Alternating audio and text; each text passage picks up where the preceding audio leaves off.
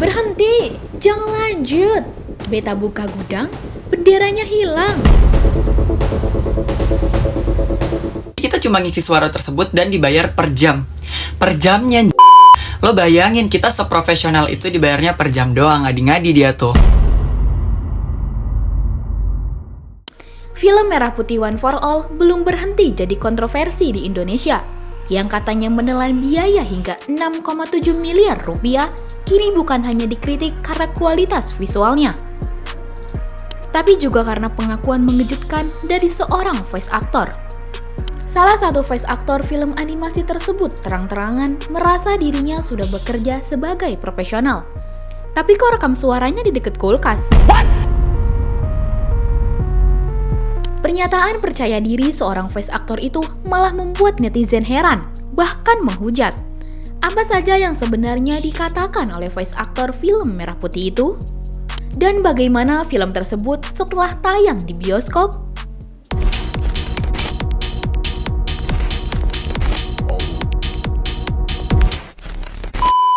Setelah menuai kecaman keras dari publik dan kritikus, film Merah Putih One for All ternyata tetap tayang di sejumlah bioskop Indonesia. Meski jumlah layar terbatas, pihak produksi tetap ngotot menayangkannya. Alasan utamanya jelas, demi menyampaikan pesan nasionalisme, meski harus bersaing dengan film-film box office internasional yang jauh lebih unggul dari segi kualitas. Bahkan reviewer film terkenal seperti Cinecrip pun syok saat mengetahui film Merah Putih One for All tetap bisa tayang di bioskop dan ramai penonton di lokasi tersebut. Yang katanya batal tayang tetap tayang kok, bro, ya kan? Iya. Terbukti di Jakarta tayangnya kayak ada di 3 bioskop. 3 bioskop, ya benar. Dan di Bekasi ada, di Tangerang juga ada. Gua nggak tahu di kota lain ya. Yang gua cek tadi cuma Jakarta, Bekasi. Gue pikir tuh gue udah siap mental, Ya. pengen nonton sendiri. Yeah. Terus kalau sendiri kan kalau gue rekam reaction gue kan Yeah, enak ya, enak yeah. diliatin orang kan. Kaget tadi ada dong. Kayak sekitar 10, 12. 15 ya Gitu. benar. Dan emang banyak ya katanya yang nonton. Lu nanya kan tadi, sempet ke mbaknya. Iya, tadi tuh gue nanya sama mbaknya kan, waktu lagi gue kan bang, mbak ini rame nggak? Rame kak dari pagi. Tuh. Jadi kayak, wow. Indonesia. Sayangnya, penayangan ini bukannya membawa kebanggaan, justru memunculkan gelombang kritik baru. Banyak penonton merasa bahwa film ini terlalu dipaksakan, dengan hasil visual yang tidak sepadan dengan dana besar yang disebut-sebut beredar. Di tengah kritik itu, muncul sosok Billy Valentino, salah satu pengisi suara film ini. Billy secara terbuka menyampaikan kekecewaannya. Menurutnya, ia bekerja sebagai voice actor profesional, namun hanya dibayar dengan sistem per jam.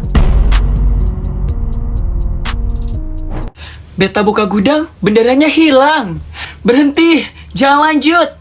Halo guys, aku Billy Valentino. Kalian semua pasti udah pada tahu kan kartun animasi yang bakalan launching di bulan Agustus ini.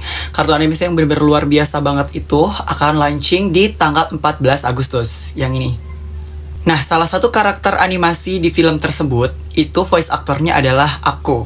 Jadi di sini aku mau klarifikasi ya. Jujur aku bener-bener shock banget sama berita-berita yang beredar di FYP aku belakangan ini. Gak cuma berita-berita yang beredar, beberapa orang juga mulai mention aku ya di Instagram ataupun secara pribadi lewat WhatsApp. Orang-orang terdekat aku tuh kayak, Bil, kok ada elu sih di berita ini gitu kan?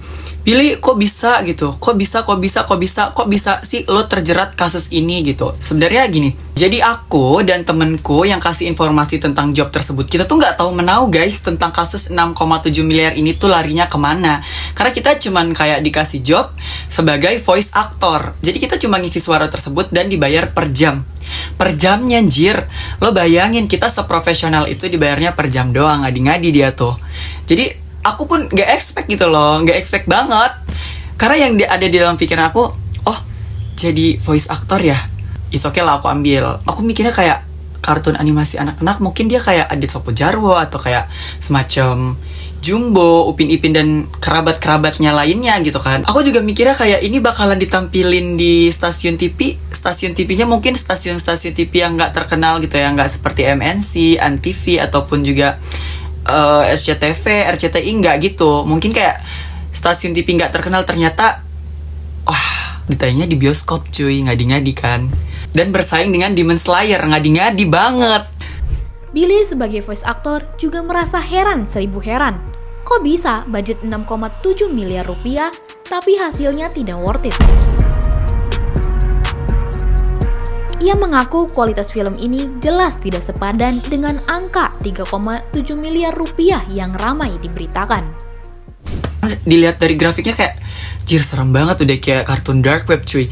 Gila loh, ngadi-ngadi banget dia tuh. Masalahnya yang jelek di film itu bukan cuma grafiknya doang guys, tapi plot twist yang ada di belakang cerita pembuatan film tersebut. Yang mana pada beritanya film itu memakan 6,7 miliar uang anggaran pemerintah gitu untuk bikin film yang bagus. Wah, kalian bayangin guys, 6,7 miliar untuk film yang gak se-worth it itu. Jelek banget. Nama gue jadi ikutan jelek guys. Mana di situ tertulis aku sebagai karakter designer coy. Padahal yang sebenarnya itu aku cuma sebagai voice aktornya doang. Dan bayarnya pun gak sesuai kalau menurutku ya. Kalau semisalnya yang diserang itu orang-orang yang bersangkutan, yang bersangkut paut dengan project tersebut, yang bikin, yang punya ide project tersebut dibuat, gak apa-apa. Masalah ini yang ikutan dihujat tuh kita yang gak tahu apa-apa juga guys. Aku sebagai voice aktornya yang gak tahu apa-apa, yang gak tahu budgetnya tuh segitu, tiba-tiba aku jadi jelek juga image-nya kayak gitu kan. Kalian pasti heran kan dengan anggaran yang dikeluarkan oleh pemerintah untuk buat film tersebut. Apalagi aku heran banget guys. Kartun setidak worth it itu makan uang sebanyak itu, kayak bejir. Itu kayak grafiknya Masya Allah. 1 untuk Tim Merdeka. Tapi yang mengejutkan, bukannya mendapat dukungan, Billy justru dihujat oleh banyak netizen karena ia dianggap baru di dunia voice acting, tapi udah pede mengklaim sebagai profesional.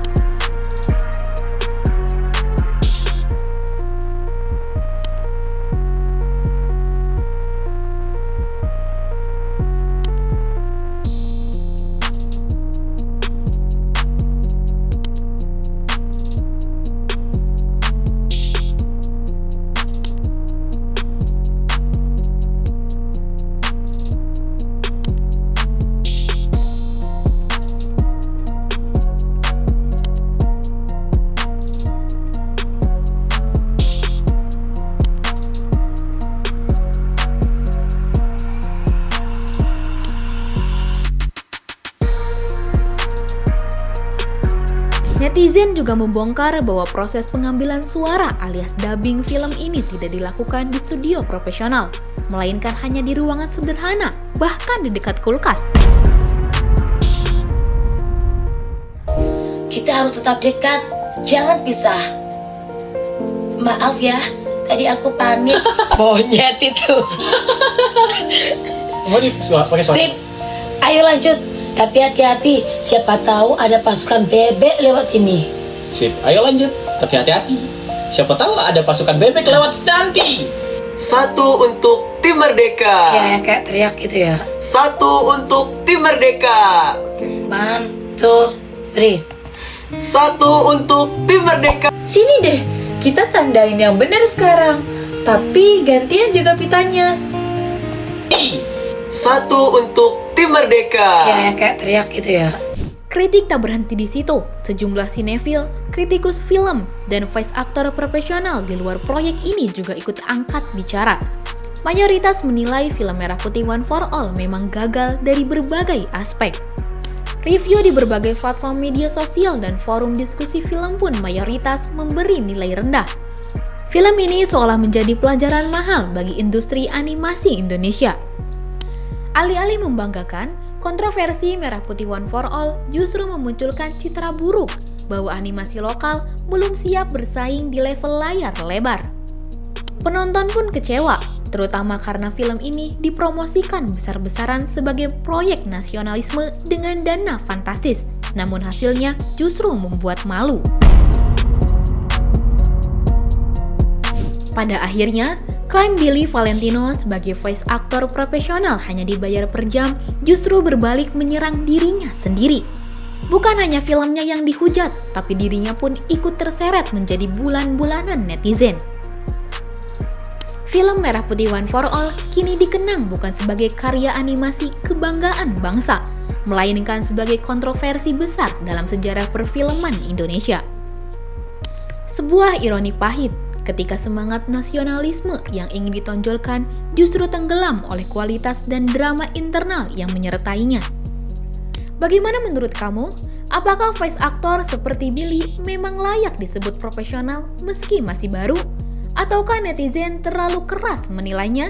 Coba tulis di kolom komentar ya. Jangan lupa subscribe, like, dan share video ini supaya makin banyak yang tahu sisi lain dari berita yang viral. Sampai jumpa di kupas tuntas berita hiburan selanjutnya bersama Igini.